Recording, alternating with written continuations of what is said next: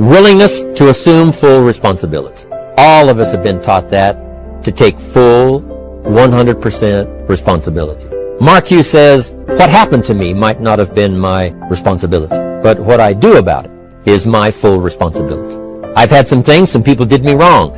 In his first couple of business experiences, he was done wrong. Some people ran off with the money. He was left holding the bag. But he said, that's what happened. And I was not responsible for what happened, but I am responsible for saying to myself, now, what am I going to do about what's happened? If a hailstorm destroys the farmer's crop, he wasn't responsible for that. But his responsibility now begins when the hailstorm is over, when he asks the question of himself, what should I do now? Now that this catastrophe is over, now that the damage is done, now what should I do about it? And a philosophy I've taught all these years, it's not what happens to you that determines your future. It's what you do about what happens that determines your future. And this is a major part of it, accepting full responsibility. If you've got an organization, you're conducting meetings, and you're the leader, the responsibility ends with you. Someone else may mess up, make some mistakes, still your responsibility. Some things over which you have no control, understandable. But what you do about it now, how you fix it, the diplomacy you use, the strategy you use, that's the kind of responsibility now that depends on you. Also, you've got to be responsible for your future. Nobody's going to fix it. No one else is going to design it. No one else is going to come along and say, hey, I will make sure it all works well for you. You've got to take all the input. You've got to take all the testimonials, all the teaching, all the training, all the influence. Then you've got to have the responsibility of designing your life. You can design a life of prosperity, or you can design a life just to coast and get by. The responsibility belongs to you.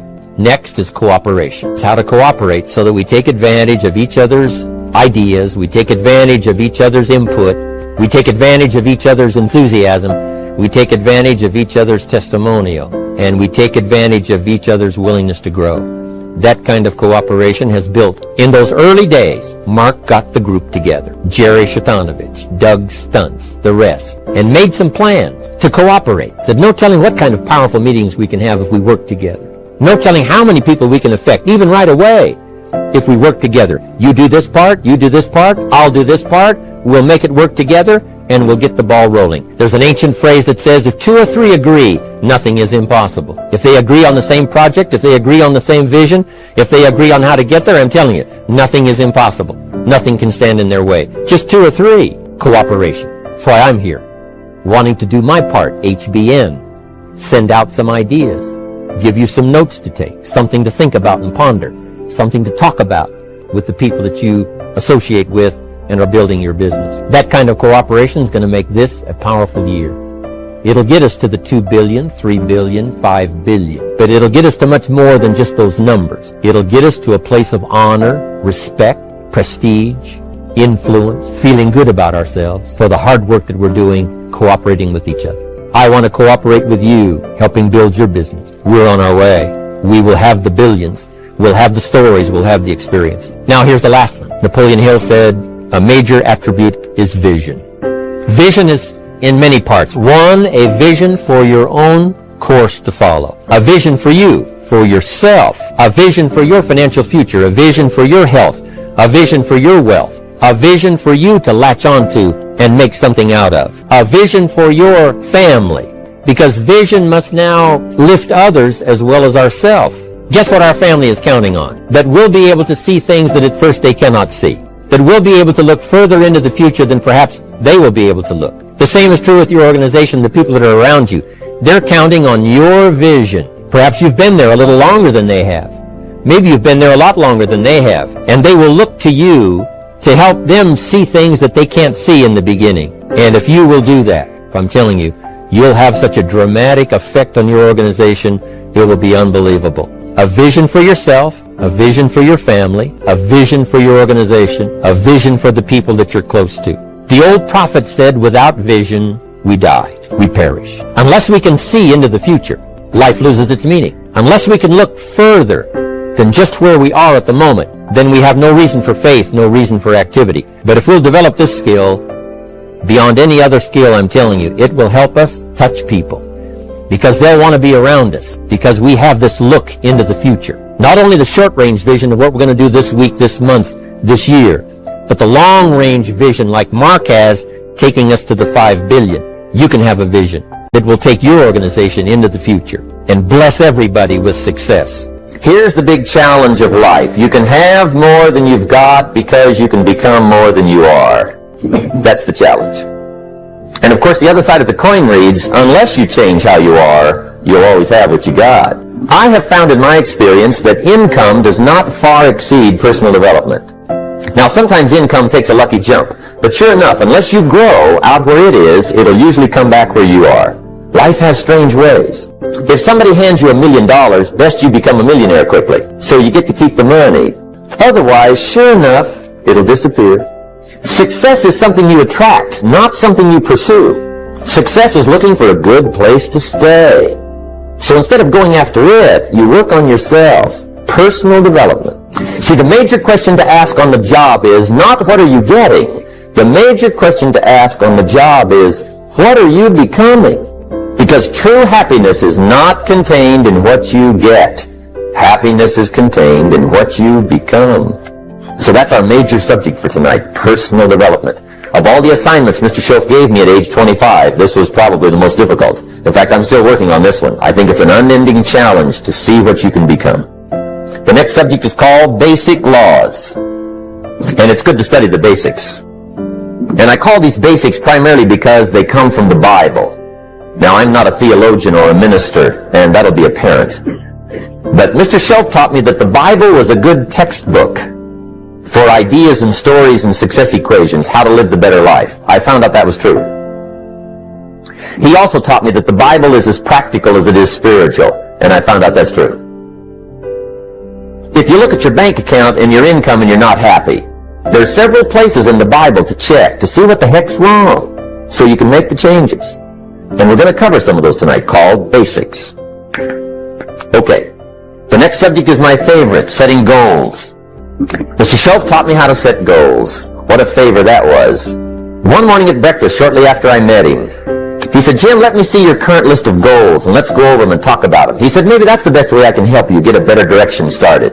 And I said, I don't have a list. He said, well, is it out in the car or home somewhere? I said, no, sir. I don't have a list anywhere. He said, well, young man, that's where we got to start. He said, I can tell you right now, if you don't have a list of your goals with you, he said, I can guess your bank balance within a few $100s, which he did. And that got my attention. I said, you mean my bank balance would change if I had a list of goals? He said, drastically. That day, I became a willing student how to set goals.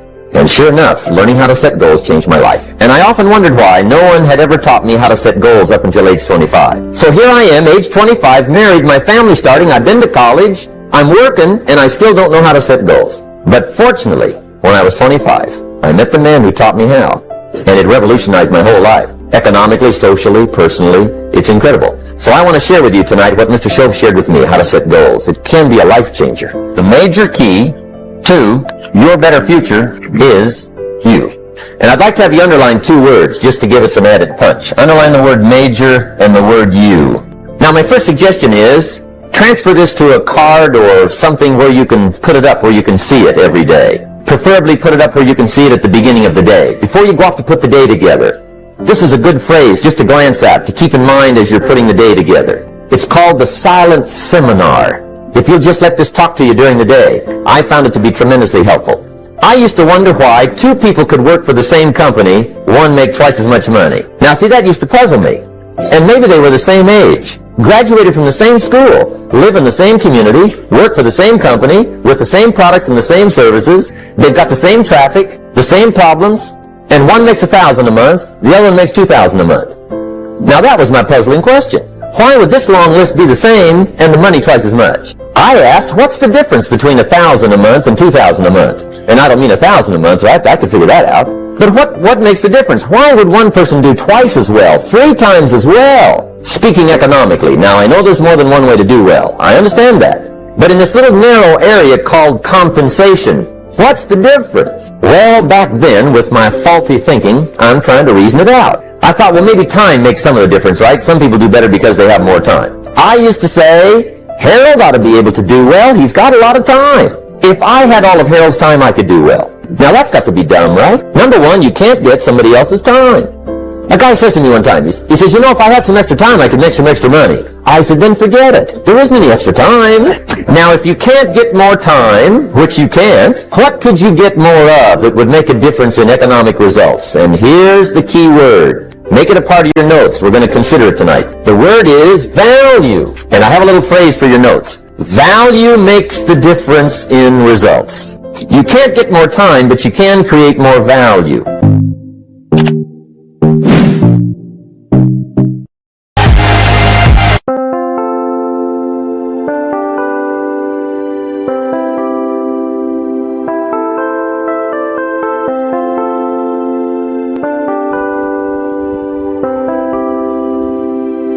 Chẳng được quên khi cơn mưa đêm lại về. Em đã quên lời thề và ta như đông chìm sâu. Không còn mới em anh nhận màu. Em chỉ cần mơ đâu em bay. Chỉ còn là những cơn mưa vô giá. Cho bên mơ em không mơ ai nhẹ. Anh vẫn đang mơ. Chỉ trong bên em không được còn nhớ. Và trôi em vẫn nhớ. Người ta bên nhau nhưng đã thở.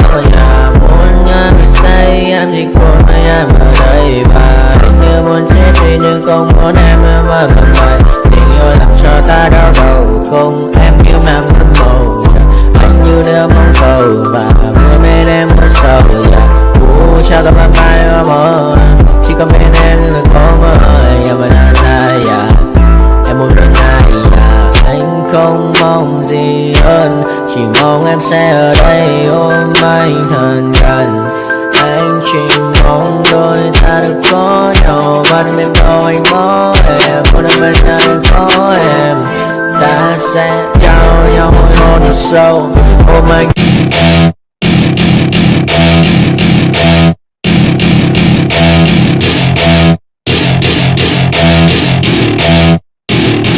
Welcome to my party, we're just getting started. A life is a dream or a nightmare starring. Hand me a drink cause I think I'm going all in. Get me a shrink who can catch me when I'm falling. Cover up my scars, flip the handlebars. Crashing in my car, wake up in a bar. I'll be a superstar, just on my avatar. This world is so bizarre, empty out the reservoir.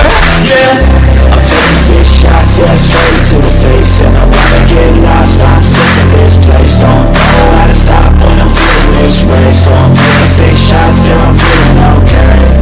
I think I'm going crazy. Don't think I'll get home safe. So I'm taking 6 shots all straight to the face. I'm taking 6 shots, are you coming with me? I'm taking 6 shots, yeah, straight to the face. And I wanna get lost, I'm sick of this place. Don't know how to stop when I'm feeling this way. So I'm taking 6 shots till I'm feeling okay. I think I'm going crazy. Don't think I'll get home safe. I'm taking 6 shots all straight to the face. I'm taking 6 shots, are you coming with me?